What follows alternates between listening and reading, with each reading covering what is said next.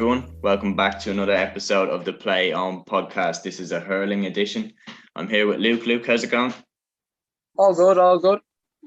Good stuff. Right, let's get into it. So we have a lot to talk about this week. Fantastic weekend of hurling that we just had to wrap up the Allianz Leagues for another year. We'll start with Galway against Cork. Cork had home advantage, but were beaten by Galway. Galway scored 325 to Cork's 223. What did you make of this game? Yeah, really exciting game again. I thought very, very high quality, and I thought it was an interesting one really, because like down in Páirc Uí Chaoimh and Cork looked really good for a long period this kind of game, and then just kind of faded out of it a little bit at the end, and Galway certainly just took over as well. I think Kieran Kingston was very, very disappointed with how it went in the end, but exciting kind of game though. Plenty of goals, plenty of action in it. Yeah, no, there's no doubt about that. I think Cork did start very well. Conor Cahalane scoring his first league goal for Cork.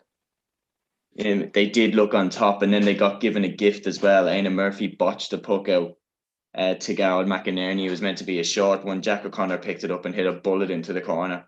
So for them to not win the game from there, they'll be a bit disappointed with it. I know Galway did come back through moments of brilliance. Conor Whelan's goal was just pure. He created that by himself, pure power and pace and a superb finish. Conor Cooney's goal as well, bit of a weird bounce. I know he hit it into the ground. He had a very good game, Conor Cooney. He's a big player for Galway, because if he's on form, we saw the year that stands out for me is the year that Galway won the All Ireland. Conor Cooney was fantastic that year, full forward. He hasn't hit the same height since, but if he does, then Galway are more than sorted for full forward, and that frees up Joe Canning. Even then, he can loop into the full forward line and play there with Cooney. They just have so many options if he plays well. Yeah, absolutely. And I think that forward line is starting to look really, really good there. They're kind of going with a shape kind of two kind of workhorse kind of half forwards. It was Joseph Cooney and Adrian Toohey at the weekend anyway. And then that allows kind of Nylands was able to sit centre half forward, and then inside you've Concannon, Cooney and Whelan, who all went to town at the weekend, put up huge tallies, all of them. So up front they look really, really strong. And then you've Colin Mannion as well, floating around the middle too. So yeah, I think Galway from an attacking standpoint, like they look in great shape going forward into this championship now. Yeah, definitely. And the two key players that I think where are they going to play when they come back is Joe Canning, and if Johnny Cowan comes back in, will Johnny Cowan go back into midfield? And if so, who goes out of midfield? Because it was highlighted on League Sunday by Ursula Jacob, the impact that Cathal Mannion made when he moved to the half forward line from midfield, that he is very effective in midfield, but she believed that he changed the game when he moved to wing forward. And I do agree with that. His passes into the forwards when he moved to the half forward line, some of the scores he was hitting were superb. And he has had a lot of time in the half forward line playing centre forward. I know he's more than capable of playing midfield, but the solution to me is simple. I look at David Burke there sitting on the bench. I don't know why Shane O'Neill just doesn't seem to like David Burke. I think he's one of the most gifted hurlers in the country right now. Why would you not start David Burke? I don't get it, to be honest.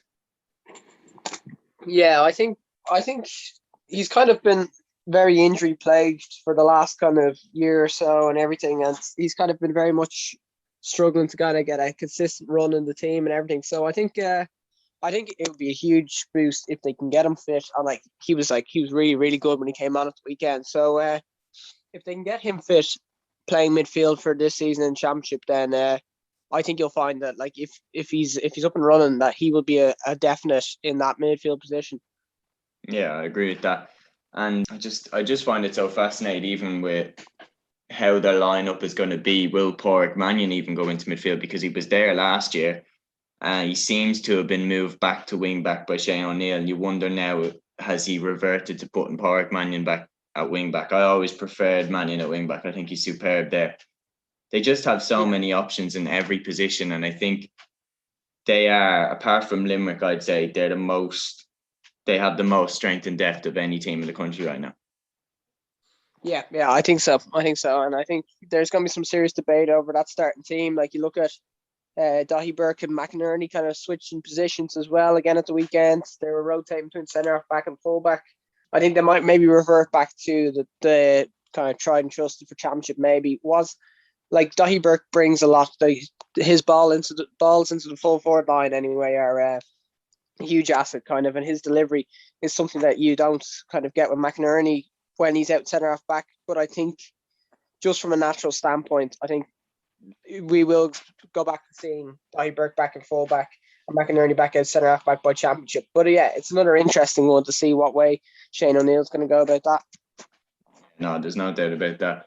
As for Cork, it was interesting to see Cahalane started at fullback again. I think he's going to be their fullback for the championship now. I don't think he'd be playing fullback so close to the championship if they didn't plan on playing him there against Limerick, which means they'll probably be marking Aaron Gillane. And having seen again Cork conceding 3 goals, how do you see them now defensively going into the Limerick game? Yeah, I think they kind of missed an opportunity in this league to kind of change a few things in they could have gone for a definite structure in their defense with and tried to get a consistent group of lads playing every single week, but they kind of chopped and changed a fair bit. And then you see Owen Callaghan played left half back at the weekend when he's been playing fullbacks in previous years. So it's I'm not sure they know what their best defense really is. So you last year, Cahalane was out playing wing back. Now he's swapped back at the full back, and Cadigan, who's playing full back, is out to wing back. So it's I don't know. It's nearly kind of moving the deck chairs on the Titanic a little bit. I think they will struggle to keep the score down against the top teams, kind of. Yeah, that's my point. This is what I believe. I think that if Cork are going to beat Limerick, it's going to be a shootout. It's not going to be a shutout. I think Cork have to completely trust in Horgan and Hannity and Jack O'Connor and all these guys to outscore the Limerick forwards, because I don't think that they're going to out-defend Limerick, because Limerick's defence is brilliant. Yeah, I think so, because you look what Cork have to do. They're trying to nearly force Tim O'Mahony into starting in wing back when he's clearly not in his best position.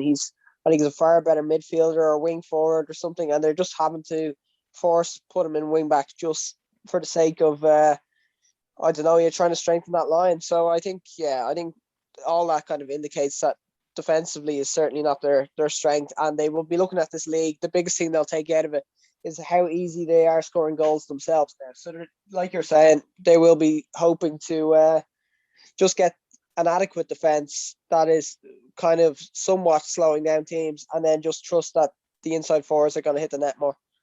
Yeah, no, I agree with that, definitely. And so that's our coverage of the Galway Cork game. Now we're talking about Clare against Kilkenny. And Luke, the two of us called this one really well. Clare beating Kilkenny, ending Kilkenny's 100% record. And it's funny how things can change so quickly. A couple of weeks ago, Clare had back-to-back defeats and they looked a bit on the ropes. Now they've beaten Laois, Dublin and Kilkenny, 3 wins in a row for them.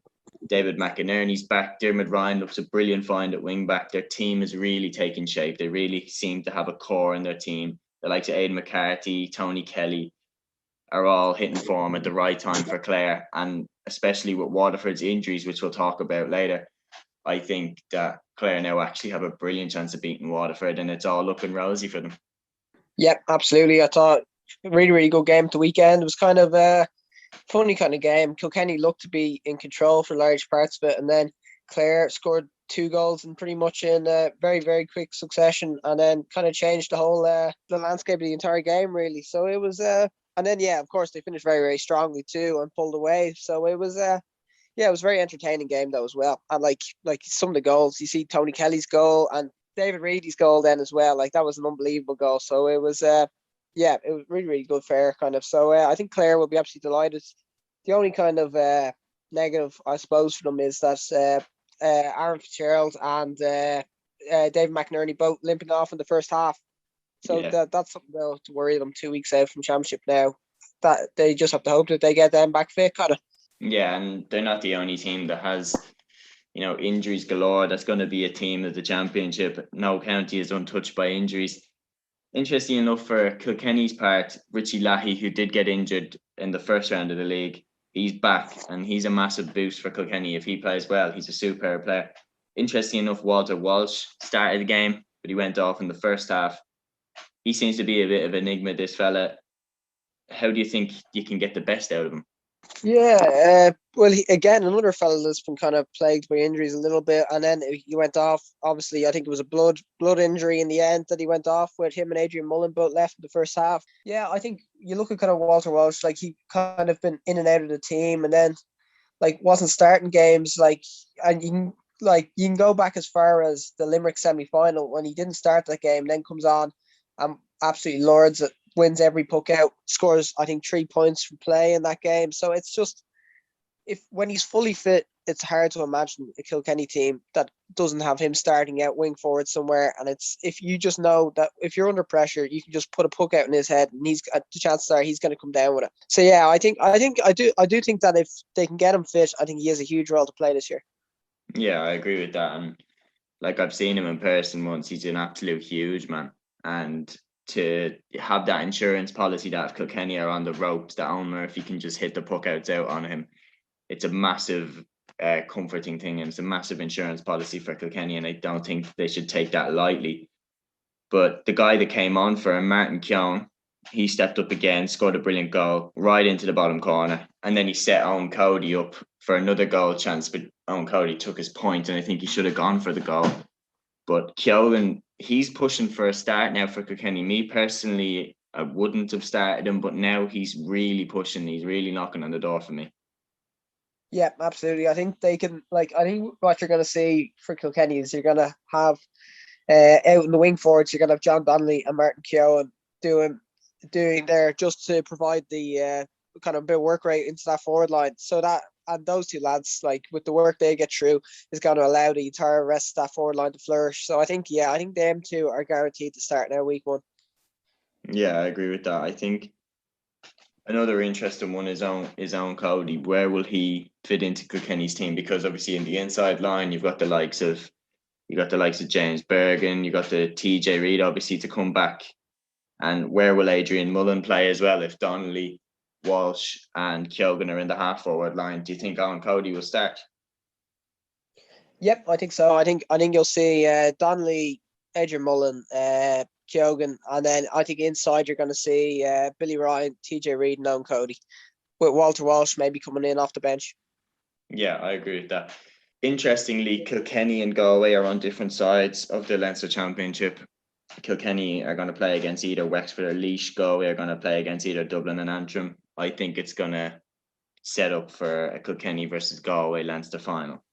And the Leinster final, we found out, is going to be doubling up as a league final. So what do you make of that? Yep, I think it's very hard to imagine any other Leinster final right now with current form and everything. So I can't see the Leinster final being anything other than Kilkenny versus Galway, really. Maybe Wexford if they experience some huge change in the next few weeks and start firing. But no, I think that will be a double header. Probably won't be they won't be too concerned about winning the league. It'll be all about winning that provincial final. So it's setting up quite nicely though. Yeah, and how do you see Kilkenny going into that Leinster final, or how do you see them going into the Leinster Championship? Yeah, I don't think they'll be too worried about the weekend. I think there won't be many games when Kilkenny concede 4 goals, and I know they're a strong team now, but I think they're in a pretty good shape. They've a settled team there now that they haven't been making many changes week in, week out. So I think they'll be happy enough. Like, they came up against a Clare team that are in a nice bit of form right now, down in Clare and everything as well. I don't think Cody be too worried. I think they'll be quietly confident about maybe doing a job in Galway again this year. Yeah, I agree with that. When you look at as well how Galway just kind of let the Leinster final slip away from them last year when they looked like they were in such control of the game, I think Kilkenny will know that there is a little bit of there's a bit of nerves there about Galway when it comes to putting Kilkenny away. That Kilkenny are Kilkenny and they never seem to be beaten. I think that kind of played on Galway's mind a little bit last year when they were so close to beating Kilkenny in the Leinster final.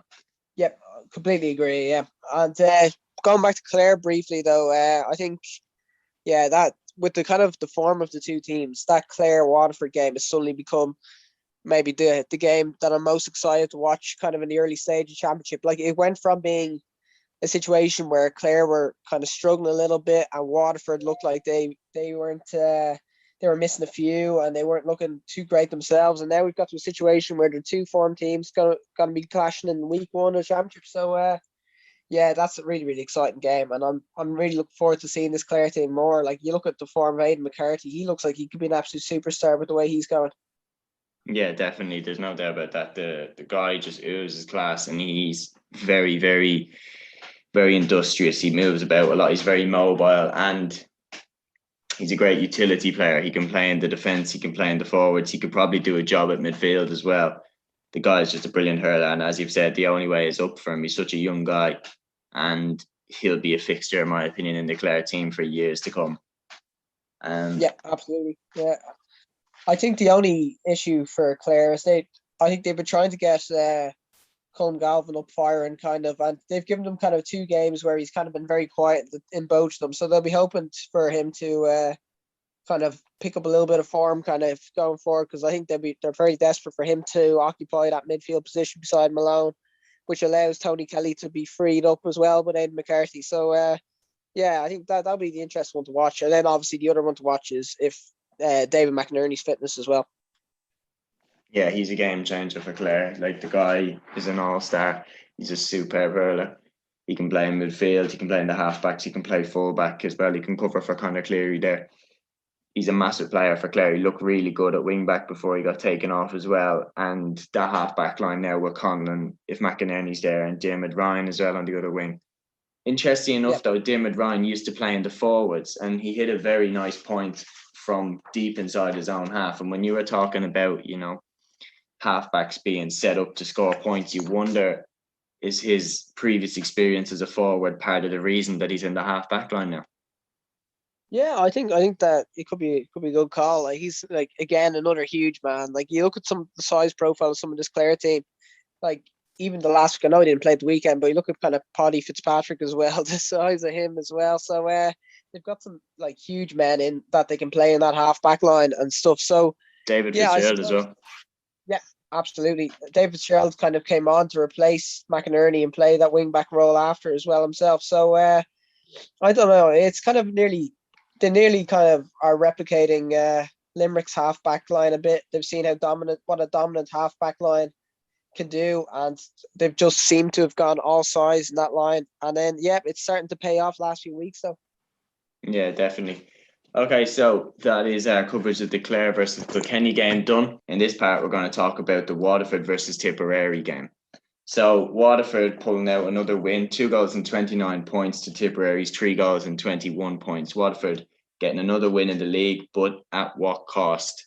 The likes of Shane Fives, Austin Gleeson and Conor Prunty, all injury doubts now, going along with the injury that they already have to Tadhg de Burka. Now they're in quite a rough spot heading into the championship. Yep, absolutely. And you look kind of at the fellas that they've lost, like it's all kind of similar position. It's all those fellas around the center of that defense. Kind of if they lose Prunty in fullback, then they're going to be missing their fullback and centre half back from last year. And Austin Gleeson maybe would have been the replacement centre half back. So yeah, that's definitely worrying. Like they were really, really good the weekend, but yeah, again, kind of conceded 321, and then if you lose a few lads as well, I think yeah, they'll be definitely very worried about that going into week one of the championship. So yeah, that was kind of overshadowed what should have been a really, really positive weekend for them. Yeah, and there definitely was positives to take out of it for Waterford. There were some unbelievable scores. I think Desi Hutchinson's goal, his first goal, was unbelievable. Like the volley, there was a Waterford player running down, hand passed it off, and Desi Hutchinson just hit it first time on the volley into the back of the net. Unbelievable finish from him. And Jack Prendergast's point was the score of the game, probably the score of the weekend.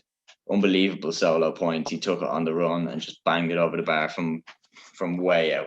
Great score from him. He's a superb player, and I think is this his year now to step up, because he's been playing corner forward or midfield, but he's been, he's kind of done a job for Waterford.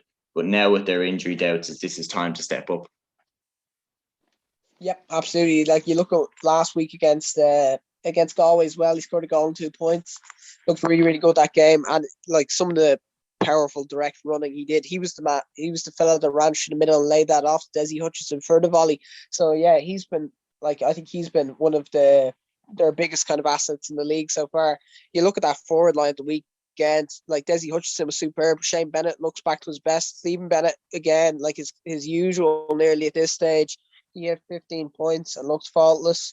And then you've got Prendergast in there as well. Like, and then you're not even mentioning like Jack Fagan yet, or Kieran Bennett and all these players. So yeah, up front, I think Liam Cahill will be absolutely delighted with how Waterford are playing right now, and they've gone from a couple of years ago that forward line looked very short. They weren't scoring tallies really at all, kind of in those games, and that looked to be the real issue. They were solid at the back, but they weren't scoring, and now it's kind of seems to have kind of flipped a little bit the other way at the moment, partly due to injury, I suppose.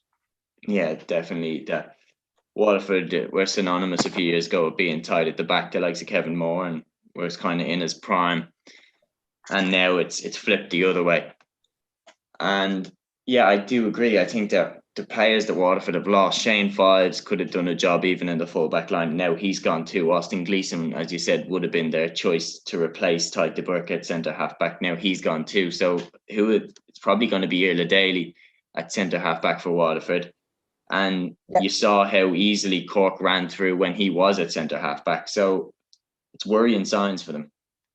Yeah, absolutely. Like I think they're going to have to probably just do that. They'll go what they did at the weekend, I suppose. Irla Daly would play centre half back, and they'll try and have Kevin Moran back there kind of sitting a little bit to try and give him a bit of support and a bit of experience beside him. And then they can maybe drop Kieran Bennett into covering to wing back as well, maybe. So yeah, I think that's the way going forward. But like then you think about full back. I don't know what they're going to do in full back. Maybe there's I don't know, Connor Gleeson maybe have to go back in there. So who's going to mark Aaron Shanahan? Yeah, that's the real issue there. So I think they'll have plenty of meetings, I'm sure, over the next few weeks in the Waterford management team over what way to do it. And I think they'll just be really, really hoping that Prunty's the big loss. Like I think they could probably cope with the other kind of injuries and that they can maybe kind of slip in replacements, but Prunty is just the irreplaceable member of that team, and I'd kind of be pretty concerned now about losing somebody of his stature. Yeah, definitely. And I think these injuries, in my opinion, Clare could actually overturn them. And if they did, Tipperary then are the team that they would play next. And of course, Tipperary losing this game, but still some good signs for them. Jason Ford showed his class again for Tipperary's opening goal. Brilliant footwork from him. Another goal for Noel McGrath. He's looking very good at centre half forward. Of course, he was midfield a couple of years ago when Tipperary won the All Ireland. Do you think now, as he's getting older, that centre half forward is the position for him? Yeah, I think so. I think Sheedy's looking at a little bit that he's probably thinking that he wants two real workhorses kind of out in midfield a little bit. And yeah, that kind of takes responsibility off Noel McGrath and just let him hurl kind of. So yeah, I think centre half forward will be his position this year. Kind of, it was a funny one from Tipperary a little bit. Kind of, it was a very, very strong team out. I wouldn't be surprised if the starting team they had there would be the team, their like absolute first choice team for the entire year. So to see them kind of pull up short against the Waterford team that were been hit by injuries pretty heavily in the first half, they just kind of were completely outplayed second half. So it was a bit of a puzzling one from Tipperary. I think Sheedy might be a little bit concerned about how that second half went for them. Definitely, because if Tipperary can't get the job done against an understrength Waterford team, then I think they'll be in trouble come championship. And say if they even get through Waterford or Clare in the semi-final, that means that they'll be coming up against Limerick or Cork. And yeah, I think that they're going to get taken to the cleaners in that game if they don't tighten up. Yeah. So it was a funny one because they've had some like really good moments in this league so far, some really good performances, and then I don't know, they were in a great position going into this weekend, and then they were just kind of flat, I think. So I don't know, maybe if it was just you can't read too much into the league, maybe, but I would be a little bit concerned about them, and I thought they were just completely outplayed and outran by Waterford, and Waterford just looked far hungrier than them. So a little bit disappointing. They will be glad to have Seamus Callan back in form though, with 1-2 from full forward. So there are some positives for them. Yeah, and Seamus Callan still remains a huge player for Tipperary, and when he plays well, Tipperary tend to play well, and throw in Jason Ford, throw back in the likes of John O'Dwyer. I don't know how fit he is right now, but throw in like John McGrath, Dan McCormack. I don't know what Bonamar is up to these days, but if he's fit and he could come back in, it's still a very, very, very powerful half forward line, very direct runner with no McGrath centre half forward pulling the strings. So I still wouldn't write Tipperary off at all. Yeah, absolutely. I think it's just Sheedy's trying to find that balance between kind of fellas that are going to do the work. They have a lot of kind of silky hurlers that are great men to knock over a point, but you need to kind of balance that with fellas that are going to put a bit of pressure on the opposition playing out from the back. So yeah, I think I don't think we're going to see Bonamar this year. I think he's gone for the year. I think he's injured, so for the entire season. But I think you'll see Dan McCormack on one side, and I think you will see Michael Breen maybe on the other wing forward as well. And I think that would be required in order to allow kind of the fellas in the full forward line to do their thing, I suppose. Yeah, I agree with you up to a point. I think Michael Breen is going to be in midfield. I think he has been midfield for the last few years. I think he's a proper workhorse. He's a good hurler. I think they'll put him in midfield, maybe with Paddy Cadell or someone like that, maybe with Brendan Maher, and they'll put, I think, Dan McCormack on one wing and maybe Niall O'Mara at left half forward, or potentially someone like John O'Dwyer or Jake Morris. Yeah. I think Sheedy might be reluctant to put one of them out there. I think he fears against the Limerick that with the level of work rate, I suppose, that he kind of wants somebody that's a predominant kind of nearly who's well able to defend. I think the Niall O'Mara show is probably far more likely, I think, for a wing forward, for Tip going forward, and then just allow kind of the likes of Bubbles to play in corner forward and knock over scores. So yeah, I think it's pretty spot on. I think maybe Alan Flynn might have nailed down a spot in midfield as well. So it's yeah, the back line certainly looks settled anyway. And then yeah, I do think though that it's going to be a very similar team to what we saw at the weekend. I think Sheedy will just be hoping for better performance levels as Alder. Yeah, I agree with that, and definitely a better performance from them than what they had last year, losing to Limerick in such a disappointing way. They didn't really give them much of a fight last year, so I think they'll be quietly determined to do a hell of a lot better next time. Yeah, absolutely. Yeah. So yeah, it was. But on the whole, it was a very, very good game, I thought, and yeah, particularly the Waterford forwards, I think, were the real standout for this game. Particularly the four lads, the two Bennetts, Hutchinson and Jack Prendergast. I think that was like you'd pay good money to watch those forwards playing as well as they were at the weekend. So yeah, really entertaining game in the end. Yeah, no, there's no doubt about that. It was a very entertaining game to watch. Okay, so that is our coverage of the Tipperary versus Waterford game. In this part, we're going to talk about the Wexford versus Dublin game. So down at Wexford Park, Wexford beating Dublin 25 points to 118. Some positives for Wexford, definitely the win. Leachin and Rory O'Connor look very sharp for Wexford. They were 15 points to 8 up at half time. The foul on Rian McBride was a big moment. They got the penalty from it. Aidan Nolan was black carded. The penalty was scored by Donald Burke, but then they shared 4 points while Dublin had an extra man. And in my opinion, that's the point where Dublin lost the game. And it's another loss for Dublin in the league, and they finished second bottom. Yep, yeah, and probably a predictable scoreline in the end. This was kind of classic kind of Dublin, where they coming up against a team that are slightly more favoured, and then decent effort to kind of put the pressure on, but then still lose all the same kind of. So it was look, it was just very disappointing league campaign from Dublin. They beat all the teams they're expected to beat, and then they lost to every team that they required to beat kind of in order to get to the next level. So yeah, it was a predictable kind of result in the end kind of. But yeah, another win for Wexford, and I suppose they've managed to blood a few fellas in this league. Conor Flood, Gavin Bailey in particular there, and so yeah, some positives I suppose going forward there. Yeah, definitely. And how do you see them going into the Laois game now?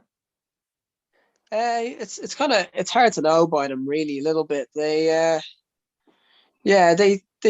because they never really played that great in this league. Like you think kind of back to some of their wins, like the Clare game where they played really poorly for that entire game, and then after the red card to Liam Curry, they just completely took over in that game. So yeah, it is hard to know. Like they will be missing Davy for the Laois game. I think he was kind of hoping that his suspension would spur the lads on a little bit. And I suppose it worked to an extent where they got a kind of good win, a deserved win over Dublin at the weekend. But yeah, I'd find it very hard to know like what level they're at.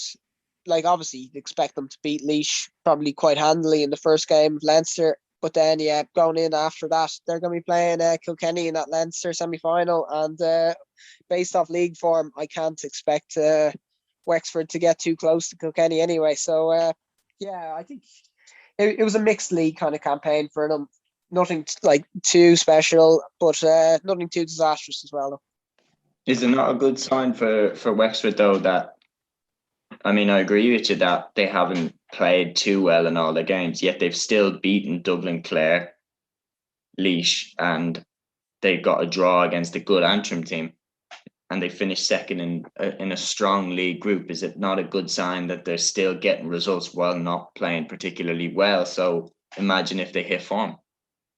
Yep, I do think that's a very fair point, and that you can kind of like the only terrible, I suppose, result for them was the Kilkenny game when they were well beaten. But that the problem I think there is that that's the Kilkenny team that they're going to have to get over the line against in Leinster's. And based off the evidence of that game, I know it's league is league kind of, and you can't read too much into it. But based off that game, you probably can't expect Wexford to get too close to Kilkenny with kind of the way the two panels are this year. So look, I think the whole Davy Fitz kind of thing at the end, they're up in Antrim, everything has definitely kind of spurred them on a little bit, and you just know that he's going to be using that as a motivator, kind of us versus them mentality. So yeah, again, like I'd be curious to see how they perform against Laois. That maybe they could be with the way that they were the training plan and everything, that they might just hit form around them. But I think it would take a big shock for them to get to a Leinster final this year. Yeah, I agree with that. I think they definitely are the underdogs, but I think Davy doesn't mind being an underdog, to be honest. I think they'll be quietly happy that they are in the position that they're in. As for Dublin, they play against Antrim in the first round. And if they win that game, they're playing against Galway in the Leinster semi-final. How do you see them now going into this? My prediction right now would be that they get through the Antrim game just about, and then they go down to Galway. Yeah, I think so. I think Antrim will be quietly confident going into that game.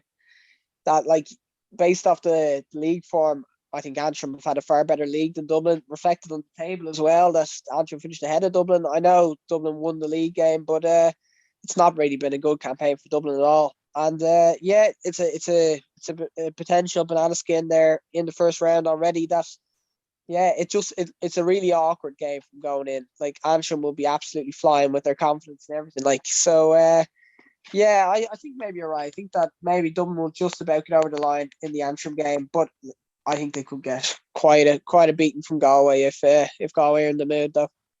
Yeah, no, I agree with that. I think that the Antrim game could definitely be a banana skin because, in my opinion, controversy, I think Antrim probably have better forwards than Dublin.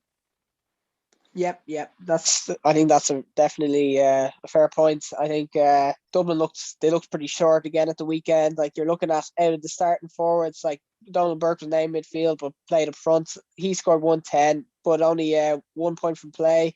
Keane Boland scored a point from play, and Danny Sutcliffe scored 2 points from play. But other than that, none of the forwards had any scores from play. No goals from any of the forwards as well again. So like they just look really short up there. And if you're going into a game against Galway where you look at kind of the likes of Concannon, Whelan, Connor Cooney, Canning, Nyland, all these fellas that can rack up huge tallies, and you're trying to live with that, Dublin just can't expect to do that where they're at this year.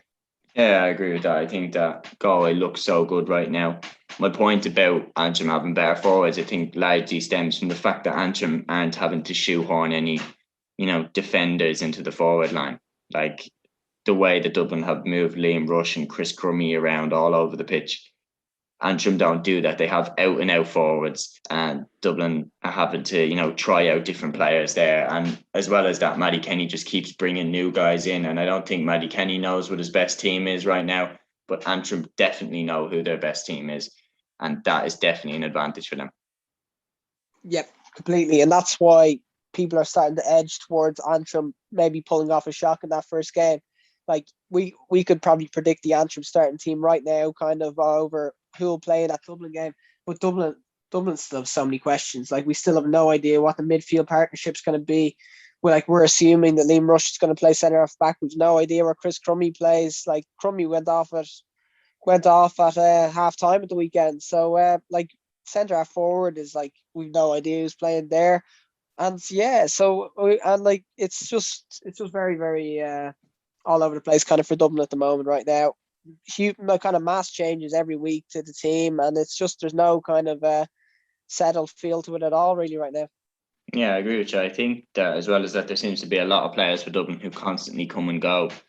Like the big one that jumps out for me is Sean Moran, who played at centre half back a few years ago under Pat Gilroy and Anthony Cunningham. He was immense at centre half back, and just haven't heard anything from him since. The likes of Sean Tracy and Jake Malone, also from Coola. Where are these guys gone? Yeah, the Sean Moran one in particular is really really puzzling. Like you saw the form he was in 2018 in particular when he played centre half back, and that was when the half back line you'd Chris Crummy on one side, Sean Moran, and then Shane Barrett on the other wing, and that half back line has just been completely dismantled since then. When it was probably the best half back line in the country at the time, and since then it's the whole thing has been not a single one of those players are back playing there at the moment. So it's really really puzzling. I'm not fully sure with the Sean Moore. I know he was playing kind of as a sweeper, and he was kind of getting a lot of free time on ball and everything like that, and he was able to go wherever he wanted, and fellas were dropping back into space. But he's just gone from that position to doing that so effectively to not even kind of getting on. He was an unused sub at the weekend, so yeah, really really puzzling ones. And like I think a lot of Dublin fans thought that he was the centre half back for the next coming years that they were going to build a team around. So just didn't materialize, I suppose. Yeah, definitely. That was definitely very puzzling the way he just faded from the picture. I do think that Dara Gray is doing really good at halfback though as well. I do think right now I would rather Matty Kenny to stick with what we've done. I'd rather Matty Kenny to stick with Chris Crummy at centre half forward and go with say Dara Gray, right, and then Liam Rush probably in the middle with Sean Moran probably left half and sweeping up behind him there, or Shane Barrett coming back in. I think he's a quality player. I just think that Dublin, they still have a massive gap to make up. And you think back even to 2019 when they beat Galway in Parnell Park. And then I know that they went on to lose to Laois, but beating Galway was such a massive result for them. And now to think it's hard to imagine Dublin beating Galway. And it's mad, in my opinion, how the gap has opened up so quickly. Yeah, absolutely. I think it's a fair point to make about the like what to expect kind of from Dublin a bit. Like I think the issue is that they felt that they didn't have enough scoring forwards. If they're going to play that way with Sean Moran kind of sweeping up, they would have had to drop another man back. And yeah, they just don't have the scoring forwards to kind of live with teams when they do that, I suppose. But but the problem is with that system kind of allowed Dublin to be able to surprise in some big games. Like that's what delivered the shock kind of Galway result in Parnell Park was that kind of rigid defence, and that they were so solid and everything like that. And then it allowed kind of Crummy and Moran to kind of bomb forward, and then they could kind of get goals from there. So I'd nearly like to see them kind of go back to that system maybe where get your kind of your best players back there. They just seem to be blessed kind of with half backs at the moment a little bit. So it's kind of, it is a puzzling one from Dublin, but they just need to keep kind of taking over and then just keep trying to develop some superstar forward, because that's just really what they're crying out for right now. Yeah, I agree with that. Okay, so guys, that is our coverage of the Wexford versus Dublin game. In this part, we're going to talk about Antrim against Laois. Antrim getting another win for themselves in the league to finish off what has been a fantastic campaign for them, returning to top flight hurling. They beat Laois by 223 to 122. They made a very good start. They were up by 13-7 at half time. And yeah, there were some very eye-catching points. One in particular stood out to me from the sideline. Niall McKenna hit a brilliant point. The goal for Antrim by Owen Campbell, the first goal in the second half, was a very good, very big move for Antrim. And then substitute Niall McCormack reacting quickest to a rebound, his goal to finish Laois off. Fantastic league for Antrim and a great return for them to the top flight. Yeah, absolutely. And I think this league this game at the weekend kind of summed up how far, kind of like how much they've evolved over the league as well. They even got to a situation there. I'd say before the league, Laois were kind of the team fancied to maybe kind of put it up to the traditional big teams and maybe cause a shock. And Antrim weren't really kind of talked about. There was all the scandal with Donald Logue last year, completely writing them off, saying that they're miles off Division One standard, and I think that's aged pretty horribly, that take. But yeah, I thought they'd be absolutely delighted with it. And like, look at the weekend, they managed to go into a Laois game and they rested James McNaughton, Keelan Malloy didn't even play, Kieran Clark coming off the bench as well. So like they go. This is how like the performance levels have been so good in this league that they've been even able to rest fellas at the end and still expect to win games against teams that they've traditionally kind of put on an equal level as by people in the media and stuff like that. So yeah, really, really good campaign. Yeah, I agree with that. And the opposite seems to have occurred for Laois. Some good points for them. Jack Kelly looked very good at halfback. He struck over a lovely point from long range. PJ Scully got the goal for Laois. He looked good. But they seem to have fallen very, very quickly from... They seem to be a rising force, especially under Eddie Brennan. And with him going, I think the kind of good feeling around Laois seems to have left them. Yep, yeah, definitely. I think they're again kind of a bit injury hit. I know they've been missing Kavanagh for a long time as well. Like who when they were at their best, kind of in when they had that championship run, like he was the standout forward for them. He's kind of been in and out. He hasn't been able to nail down a spot, and they kind of yeah, they're missing a few lads, and they're nearly a team in transition a little bit. I think though they will be kind of happy. Like at the start, they were getting some kind of big enough beatings, but as the league's gone on, I think they've got far more competitive, and I think they'll take a lot from like particularly the second half against Kilkenny, where they really put it up to Kilkenny, and they were like they held their own in that game. They weren't resoundingly beaten, and I think they'll take a lot of positives out after what looked to be kind of a nervous. They've probably been nervous at halftime that this could kind of get out of hand, but they managed to live with them. And then I suppose the weekend they probably before the league they'd be expecting to be beating the likes of Antrim, but with the way the leagues have gone, Antrim are the form team kind of. So yeah, Especially again they away from rallied. home. Yeah, and they rallied at the end as well. Like the very dramatic ending to this game, only finished up a 4 point loss in the end when as well could have the game could have stretched away from them. But yeah, they rallied again. So I think they'll be happy with how they've been competitive in pretty much every game in the last couple of weeks. Yeah, I agree with that. Now, Antrim and Laois obviously going into the Leinster Championship. Antrim play against Dublin first and Laois play against Wexford. They're both going to be underdogs for their opening games, in my opinion. And yeah, which team do you think is more well positioned to cause a shock? Yeah, well, I think it has to be Antrim. I think, I think if you look at the opposition that they're playing as well, I think Antrim have a far better chance of maybe turning over Dublin than I'd say Laois do at Wexford, like based off league form and everything as well. So yeah, I think again, like we've talked about in the Munster side, a kind of a mouth-watering first game between Waterford and Clare. I think Dublin against Antrim could be the exact same. I know Laois Wexford is the first one, but yeah, Dublin Antrim seems to be the game that I think everyone's kind of keeping an eye out for in Leinster. Yeah, I agree with that because that's one that definitely causes a bit of debate. It's actually hard to tell who's going to win this game. Even as good as Cork have looked, I think you'd be a brave man to bet against Limerick winning that game. Whereas with Dublin against Antrim, Antrim are coming into it in a very, very good position now. They've got such a settled team. They've rested, obviously, as you mentioned, their key players, the likes of Keelan Malloy and James McNaughton. They've given them a bit of time to get a bit of rest and then they'll come back fresh. And Dublin are still messing around with their team, putting players in weird positions. And yeah, I think that they're vulnerable to be beaten. Yep, absolutely. I think you're spot on there. I think it's going to be a really, really exciting game that, and yeah, it's kind of a bit of a pity that it's not on up at Antrim. It'd be a fantastic spectacle if it was on up there, the Dublin game. So yeah, I think really excited to see that one. And then yeah, Laois Wexford as well. It'll be a good game, but I do think that Wexford will probably come out on top by about 10 points in the end. Yeah, I agree with that.